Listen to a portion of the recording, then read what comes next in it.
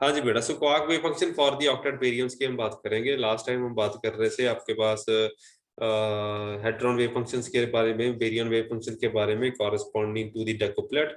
सो हाँ जी बेटा, क्या हुआ? हाँ जी बेटा, so we have been talking about hadron wave functions. सबसे पहले हमने बेरियन डेकुप्लेट की बात की, उसके बाद हम आज बात करेंगे ऑक्टेट वेव फंक्शंस के बारे में। सो थोड़ा सा रिवाइज कर देता हूँ कि आपके पास जो ट्रिपल क्वार्क कॉम्बिनेशन जिसके कॉरेस्पॉन्डिंग हमारे पास क्या बनता है, बेरियंस। ठीक है, तो बेरियंस के बारे में हमने ऑलरेडी स्टडी कर रखा है। जैसे डेल्टा प्लस प्लस पार्टिकल है जो, उसके कॉरेस्पॉन्डिंग जो हेड्रॉन वेव फंक्शन कैसा बनेगा। सो ट्रिपल अप क्वार्क के कॉरेस्पॉन्डिंग कॉम्बिनेशन था, तो हमारे पास टोटल वेव फंक्शन जो होता है that should be anti symmetric. लेकिन उसको एंटी सिमेट्रिक बनाने के लिए हमने क्या किया, हमने एक कलर सिमेट्री चूज की, एक कलर चार्ज इंट्रोड्यूस किया in addition to my normal charges. जो हमारे पास नॉर्मल चार्ज स्टेट एग्जिस्ट करती है कि हर एक कोई भी चार्ज पार्टिकल रहेगा उसके कॉरेस्पॉन्डिंग एक चार्ज आएगा। ठीक है, कोई भी पार्टिकल उसके साथ एक चार्ज एसोसिएटेड रहेगा, मतलब चार्ज सिमेट्री एग्जिस्ट करेगी। तो सिमिलरली हमारे पास कलर सिमेट्री यहाँ पे एग्जिस्ट करती है। तो इसके कॉरेस्पॉन्डिंग हम आज बात करेंगे। हेड्रॉन वेव फंक्शन की हम बात कर रहे हैं। सो लेट काई represent the spin wave function. तो हमने काई को रिप्रेजेंट किया है स्पिन वेव फंक्शन के लिए। काई को हम यूज करते हैं मोस्टली, जैसे आपके पास स्पिन अप, अगर कोई भी स्पिन अप पार्टिकल है या स्पिन डाउन पार्टिकल है तो इसको हम रिप्रेजेंट करने के लिए काई को यूज करते हैं।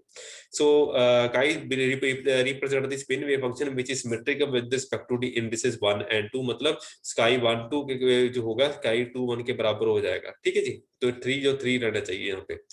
तो एंड chi p अगर represent the spin wave function which is anti symmetric with respect to the first two indices. मतलब कोई आपके पास जो chi ऑफ रो है that is anti symmetric with respect to first two indices. मतलब 1 2 जो रहेगा वो 2 1 का नेगेटिव हो जाएगा, इसको ध्यान रखना। ये वेव फंक्शन है स्पिन के लिए।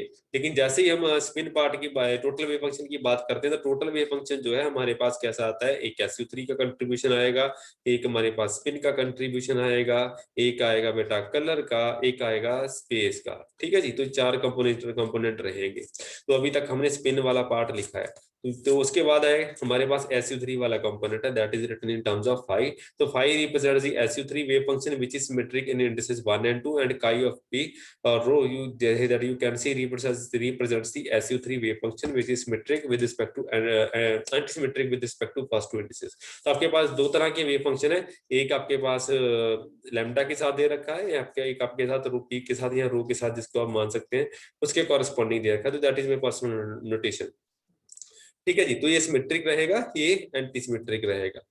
ठीक है जी, तो इसके कॉरेस्पॉन्डिंग हम बात कर सकते हैं। तो टोटल वेव फंक्शन मैंने आपको ऑलरेडी बता रखा है बेटा कि SU3 होता है, यहाँ पे स्पिन का पार्ट है, उसके बाद स्पेशियल पार्ट है, और उसके बाद आपके पास कलर पार्ट आ जाता है। तो चार तरह का कॉम्बिनेशन आपका टोटल वेव फंक्शन बनाएगा। तो बेरियन को कैसे लिखते हैं ऑक्टेट के केस में? So this is a baryon. ठीक है जी, बेरियन के केस में ऑक्टेट है, उसके कॉरेस्पॉन्डिंग किसी भी बेरियन को लिखना होगा तो उसकी कॉरेस्पॉन्डिंग हम कैसे लिखेंगे? These are the okay, baryon octet है तो उसके कॉरेस्पॉन्डिंग कैसे लिखेंगे? That will be written in terms of phi lambda into chi lambda plus phi of 8 and chi of 8। So this it will be a symmetric combination corresponding to all of the three. तो इसको आप बना के देख सकते हैं कि octet के कॉरेस्पॉन्डिंग वेव फंक्शन आप कैसा बनेगा। तो मैं इसको डायरेक्टली चूज कर सकता हूँ। तो इसको कैसे चूज किया गया है? ये आपके पास क्या है बेटा, ये भी मिक्स सिमेट्री रहेगा। ये आपके क्या पास क्या है, मिक्स सिमेट्री या symmetric in first two indices है, ये भी symmetric in first two indices है, तो उसके कॉरेस्पॉन्डिंग आप इसको चूज कर सकते हैं। तो ये क्या है, ये मिक्स्ड एंटी सिमेट्रिक है, ये भी मिक्स्ड एंटी सिमेट्रिक है। तो ये सारे के सारे कॉम्बिनेशन आप बना के चल सकते हैं। ठीक है जी, तो है ऑटोमेटिकली तो सबका कॉम्बिनेशन बनाएंगे तो टोटल कॉम्बिनेशन सिमेट्रिक बनेगा, जो मैंने आपको ऑलरेडी थंब रूल वगैरह बना रखे हैं। तो वो सारे का सारा पार्ट आप यहाँ पे चूज कर सकते हैं। तो जिसका जो वेव फंक्शन है, वेव फंक्शन आप ऐसे डिसाइड कर सकते हैं। तो फॉर्मल फॉर्म जो मैंने बाकी डिटेल्स है इसमें यहाँ पे दे रखी है। उसके बाद क्या आता है, प्रोटॉन का वेव फंक्शन लिखोगे तो प्रोटॉन कैसे आएगा ऑक्टेट के केस में? तो आपके पास क्या रहता है, दैट इज इसको एफई क्लोज में देख सकते हैं बेटा, आप ज्यादा डिटेल में भी जाऊंगा नहीं। तो ओनली वेव फंक्शन को एस मैंने चूज किया हुआ है यहाँ पे। तो एफई क्लोज के SU3 इंटू SU2 चैप्टर 3+4 देख सकते हैं आप, तो मैंने लिखा भी हुआ है यहाँ पे।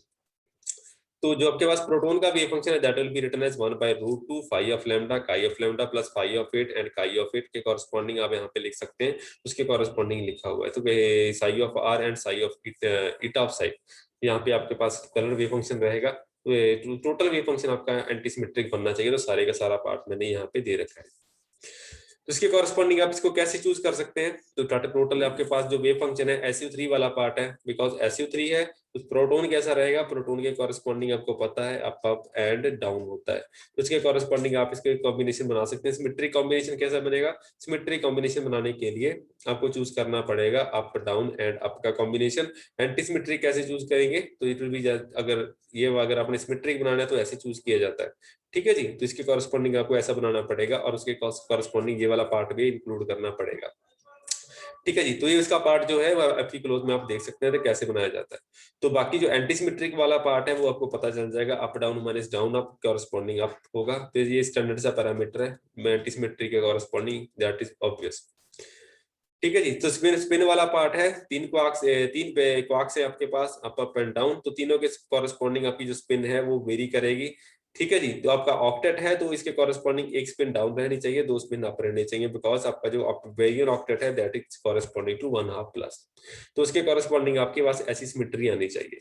तो या तो ये वाला कॉम्बिनेशन हो सकता है या फिर ये वाला कॉम्बिनेशन हो सकता है। तो उसके कॉरेस्पॉन्डिंग बाकी कॉम्बिनेशन भी एग्जिस्ट कर सकते हैं या फिर ये वाला कॉम्बिनेशन भी एग्जिस्ट कर सकता है। तो जहाँ पे अप है उसको अप भी यूज कर सकते हैं, डाउन को डाउन यूज कर सकते हैं। तो उसी तरह एनालॉजी पे के ऊपर हमारा जो वेव फंक्शन है इस तरह से डिजाइन किया गया है।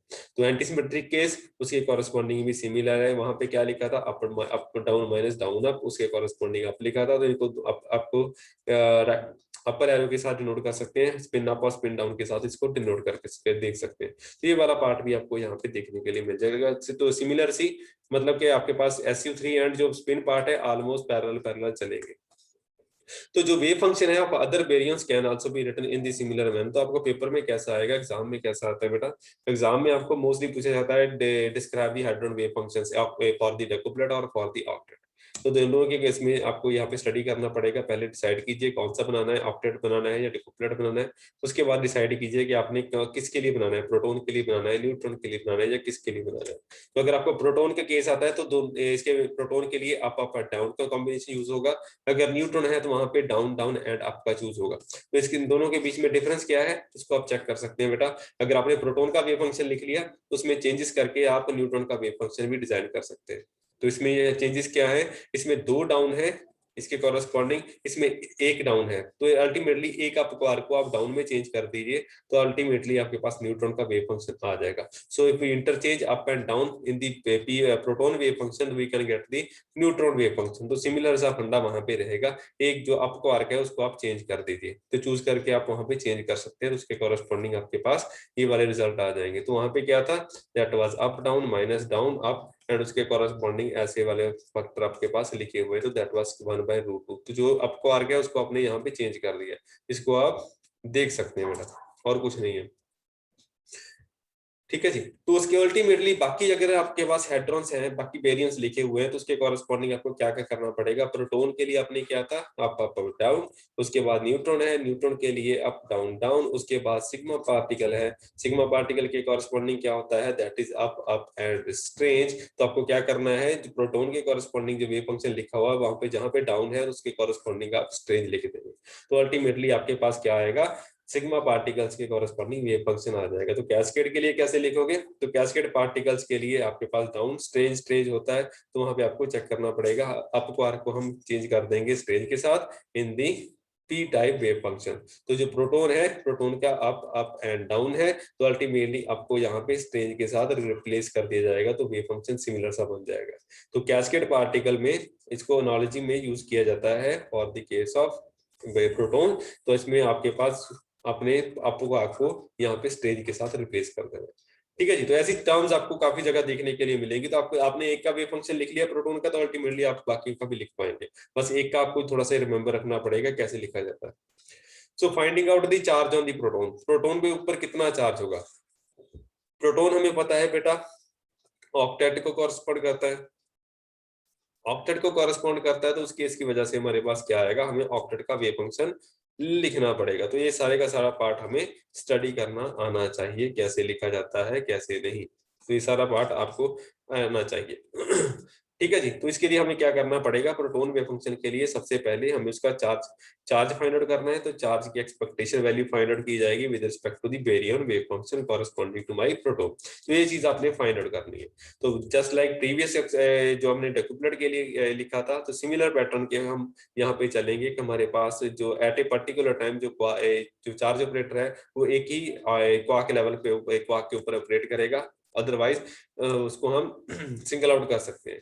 तो considering the case of single quark transition, तो चार्ज ऑन द प्रोटॉन जो है वो इसको हम जनरलाइज करके 3 टाइम्स लिख सकते हैं, बिकॉज हमारे पास प्रोटॉन के अंदर 3 तरह के क्वार्क रहेंगे। तो उसको हम जनरलाइज कर रहे हैं, Q3 को यहाँ पे चूज कर रहे हैं।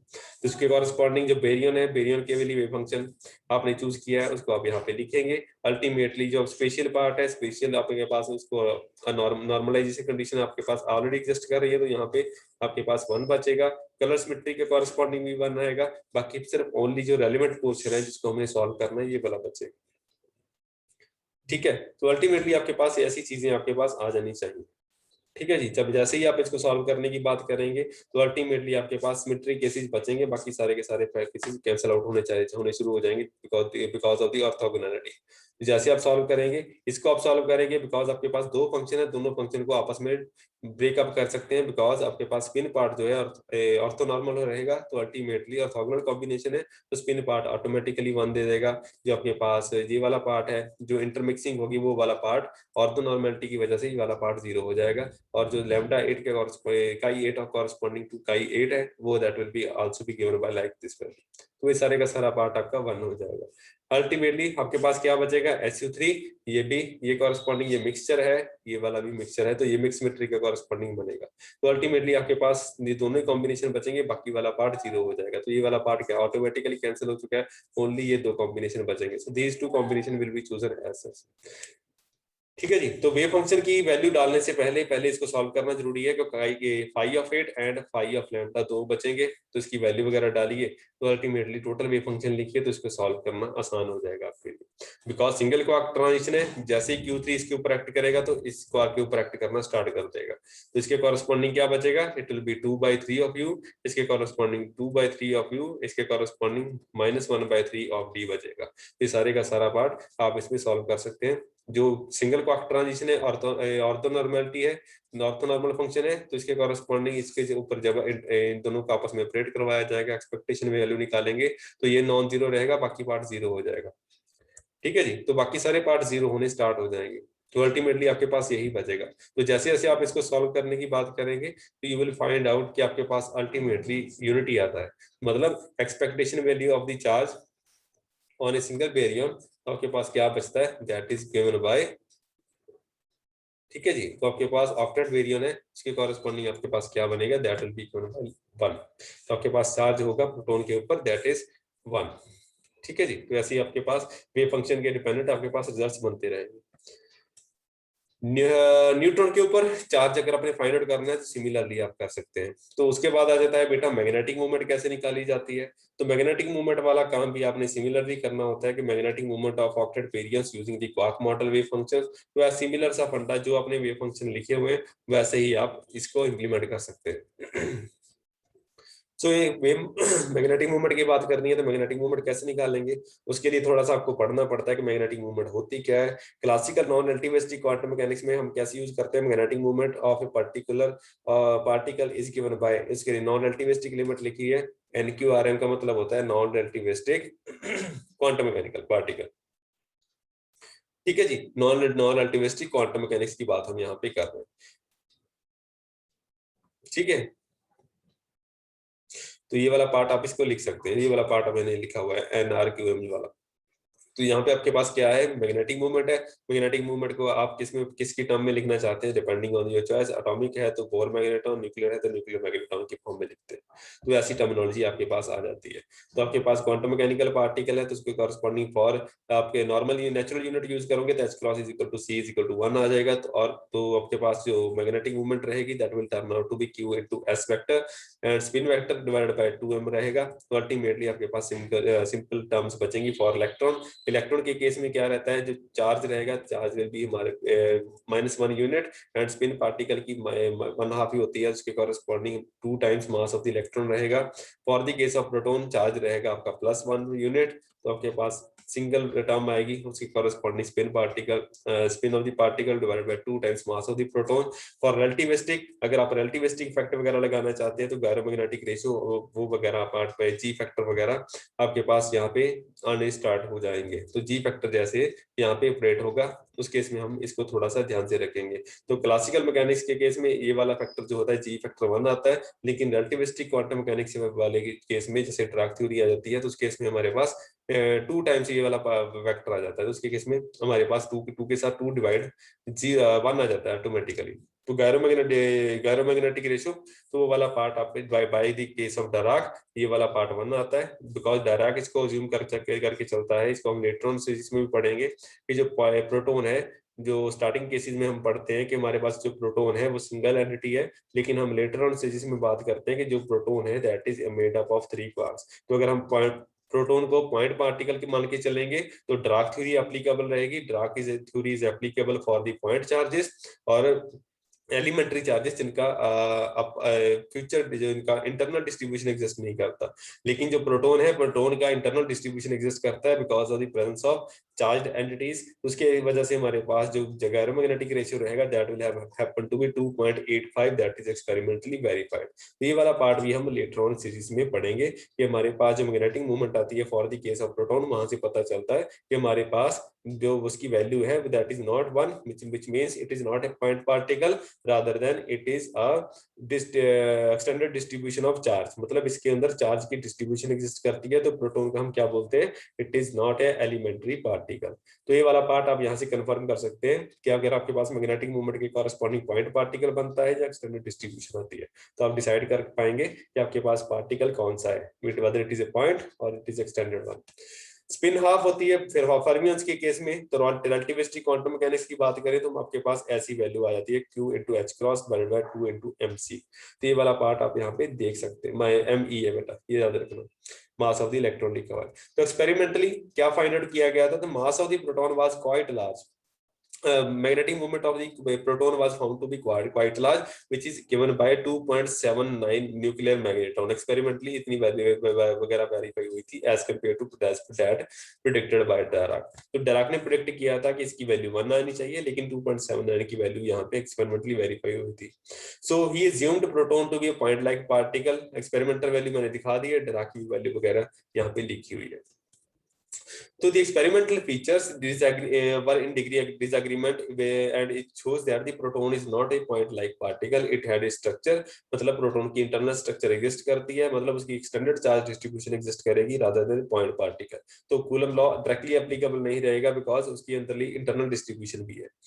बिकॉज कूलम लॉ जो होता है वो एक्सटेंडेड डिस्ट्रीब्यूशन की वजह से नहीं होता, मतलब पॉइंट पार्टिकल को बेटर यूज किया जाता है, पॉइंट पार्टिकल के लिए होता है। And was made up of quarks. तो मतलब क्या हुआ यहाँ पे, जो आपका प्रोटॉन है, प्रोटॉन क्वार्क का बना हुआ है, मतलब इंटरनल उसके अंदर कुछ एग्जिस्ट करता है। ठीक है जी। तो magnetic movement of the quark हमें यहाँ पे कंसीडर करना पड़ेगा rather than magnetic movement of the proton case. तो हमें पता चल गया बेटा हमारे पास क्या है, magnetic movement of the quark case कैसे हम सिंपल से लिख सकते हैं। हमें पता है कि Q डिवाइडेड बाय 2m यहाँ पे हम यूज करेंगे। ठीक है। स्टोरी ऑफ स्पिन आपके पास, आपके लिए एक रेफरेंस बुक है, रीड स्टोरी ऑफ स्पिन, एक बुक है, पेज नंबर 157 है, वहां पे आपको इसकी डिटेल वगैरह मिल जाएगी। ठीक है, वहां पे आप इसके ढूंढ सकते हैं। तो मैग्नेटिक मूवमेंट ऑफ क्वार्क को क्या रहेगा बेटा, चार्ज कितना होता है क्वार्क के ऊपर, अगर अप क्वार्क है दैट इज गिवन बाय 2/3, उसके ऊपर 2/3 चार्ज रहेगा, and 1/2 times mass of the up quark. And उस केस में आपके पास क्या रहेगा, 2 से 2 कैंसिल हो जाएगा, तो 1/3 मास ऑफ द अप क्वार्क यहाँ पे वैलिड रहेगा। For the case of down quark तो आपके पास क्या रहेगा, it is given by -1/3 multiplied by 1 divided by 2m। तो अल्टीमेटली आपके पास मैग्नेटिक मूवमेंट क्या रहता है, -1/6 times mass of the down quark रहता है। तो इसको आप यहाँ पे वैल्यू चूज कर सकते हैं। तो for the case of strange quark के लिए भी -1/3 रहता है। इसके कॉरस्पॉन्डिंग जो चार्ज रहता है that is given by light value. तो इस केस में वजह से हमारे पास जो मैग्नेटिक मोमेंट रहेगा due down quark and strange quark के लिए बराबर रहेगी, बिकॉज दोनों का चार्ज आपका सेम आ जाता है। तो कैलकुलेटिंग मैग्नेटिक मूवमेंट कैसे करते हैं बेटा? मैग्नेटिक मूवमेंट कैलकुलेट करने के लिए आपको क्या करना पड़ेगा? मैग्नेटिक मूवमेंट को ऐसा कैलकुलेट नहीं कर सकते, उसकी प्रोजेक्शन आप कैलकुलेट करते हैं। सो इसके मैग्नेटिक मूवमेंट का जेड कंपोनेंट आप कैलकुलेट करने की बात करते हैं, because we have to specify a particular direction magnetic field apply करके। So calculating magnetic movement of proton in the quark model. तो क्वार्क मॉडल के केस में हम इसको कैसे स्टडी करते हैं? बिकॉज जो प्रोटॉन है, प्रोटॉन हमारे पास क्या आता है बेटा? ऑक्टेट में। तो आपको ऑक्टेट वाला वेव फंक्शन यहाँ पे यूज करना पड़ेगा। तो z component of magnetic movement for any baryon state is given by. तो आपके पास फॉर एनी बेरियन, कोई भी बेरियन है उसका मैग्नेटिक मूवमेंट निकालना है, तो आप उसका z कंपोनेंट वगैरह कैलकुलेट करते हैं, इसकी प्रोजेक्शन कैलकुलेट करते हैं। तो यहाँ पे मैग्नेटिक मूवमेंट का फॉर्मुलेशन दे रखा है Q/2 into m into sigma raise to power z, जो सबस्क्रिप्ट सुपरस्क्रिप्ट लिखा हुआ है सिग्मा पावर z, मतलब उसकी z प्रोजेक्शन जो यूज कर रहे हैं, डायरेक्शन हमने स्पेसिफाई कर रखी है। So we have taken summation over all the i's, मतलब आपके पास जो पॉलीमेट्रिक्स है यहाँ पे सारी की सारी यूज होंगी 1 2 and 3 as we are considering quark case. So we take single quark transition again. तो हम इसमें यहाँ पे भी सिंगल क्वार्क ट्रांजिशन की बात करते हैं। और for the case of proton, proton का वेव फंक्शन आपको ऑलरेडी यहाँ पे डिफाइन कर रखा है, इसको आप यहाँ पे यूज कर सकते हैं। तो Z component of magnetic movement, सारी की सारी वैल्यूज आप यहाँ पे फिल करिए, सेम फंडा आप अप्लाई करेंगे। स्पेशियल पार्ट आपको 1 दे देगा, आपके पास कलर सिमेट्री आपको 1 दे देगी, बाकी सारा पार्ट यही बचेगा जिसके ऊपर एक्ट करेगा। जहाँ पे आपके पास डिस्ट्रीब्यूशन एग्जिस्ट करेगी, मतलब आपके पास इंटरनल डिस्ट्रीब्यूशन है, अप क्वार्क है, डाउन क्वार्क है, कौन सा एग्जिस्ट कर रहा है। ठीक है जी। तो जेड कंपोनेंट मैग्नेटिक मूवमेंट का कैसे आएगा, इनको आपको सिस्टमेटिकली सॉल्व करना पड़ेगा। तो सिस्टमेटिकली आप बेटा सॉल्व करके देख लेना। काई जो आपके पास स्पिन पार्ट है, स्पिन पार्ट पॉलीमेट्रिक्स के साथ इन्वॉल्व हो जाएगा, तो इसका कंपोनेंट जेड कंपोनेंट है वहां पे इन्वॉल्व हो जाएगा। और जो चार्ज है वो किसके ऊपर ऑपरेट करेगा? जो SU3 वाला फंडा रहेगा, दैट इज 5। बाकी सारा पार्ट ऑटोमेटिकली सॉर्ट आउट हो जाएगा।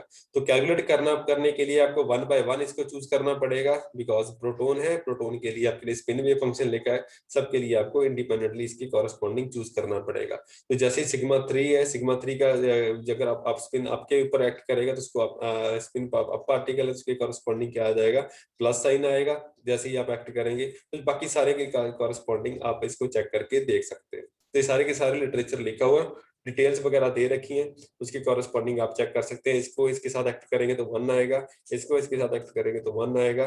ये कॉरेस्पॉन्डिंग क्या है? 2 into 2 4 बन जाएगा, बाकी सारा पार्ट 0।